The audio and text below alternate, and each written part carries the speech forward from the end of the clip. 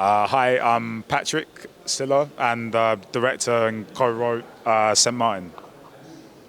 Hi, I'm Gemma Laurie and I'm acting in St. Martyn. I'm Joel Lewin and I co-wrote St. Martyn. So first up, a little bit of an elevator pitch synopsis about St. Martyn. No pressure. So the logline was Martyn has a saintly desire to fulfill his partner's needs, but what does he do when he realises his girlfriend's more than capable of looking after herself?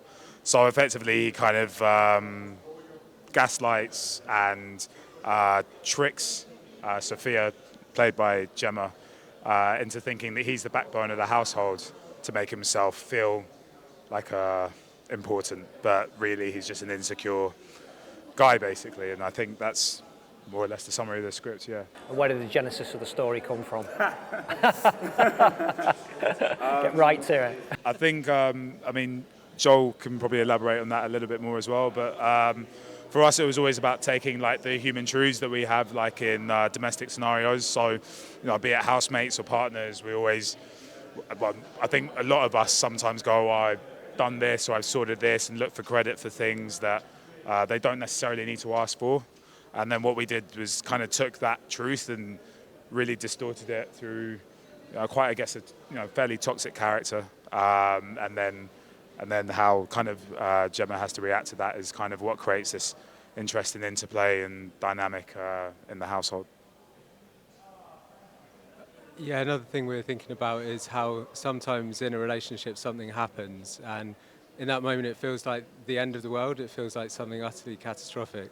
When you look back a little while later, maybe it wasn't actually such a big deal, but in that moment it does feel huge. And yeah, so we're trying to capture that kind of massive, in the moment, amplification of what something feels like.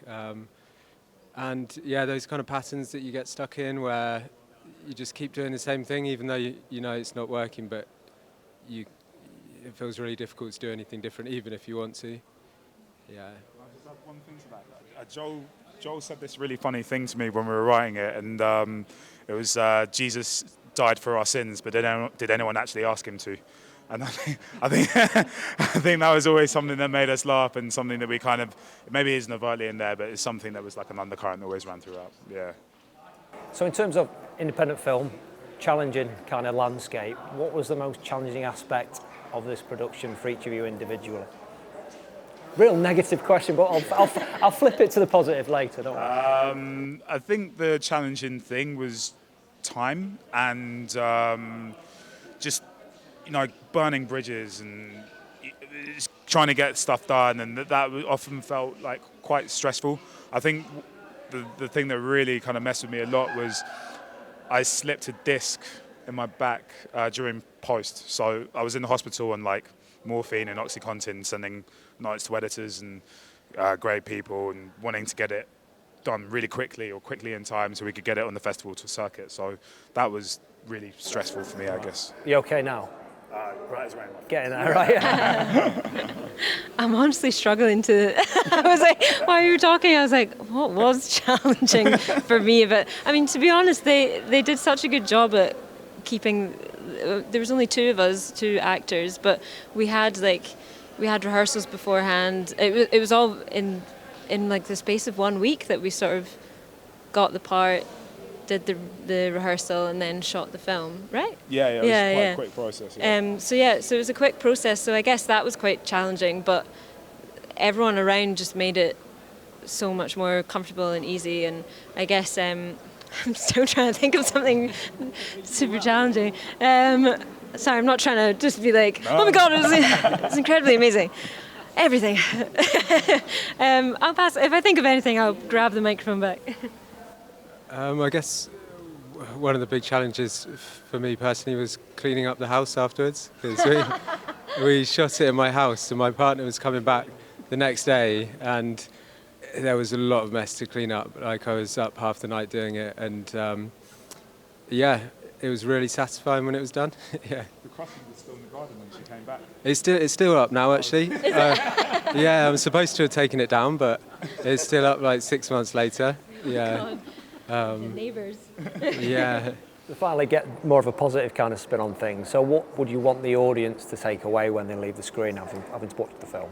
Individually again, what you want them to take away, whether it be an emotion or... I guess something that it would be nice if people took away is maybe in those moments where it feels like something is absolutely the end of the world, being able to take a step back and see it, almost from the perspective of a year's time, like when you imagine yourself looking back. Will I even remember this moment in a year's time? And it kind of downsizes things a little bit, I suppose. I think from the character of Sophia's perspective, she's a very empathetic person, she's a very caring person, and I think that's what made her be essentially stuck in this relationship. She didn't want to have to end it in any way. So there's one shot where it's just her face thinking, and she could be thinking a million things, but one of those things I think is that she's trying to think of a way to not have to leave.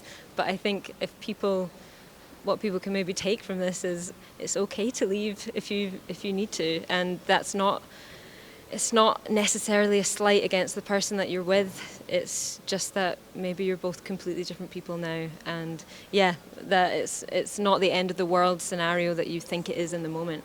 Great answer. No pressure now. Final note. That's such a great answer. I feel like I can't really kind of compete with that.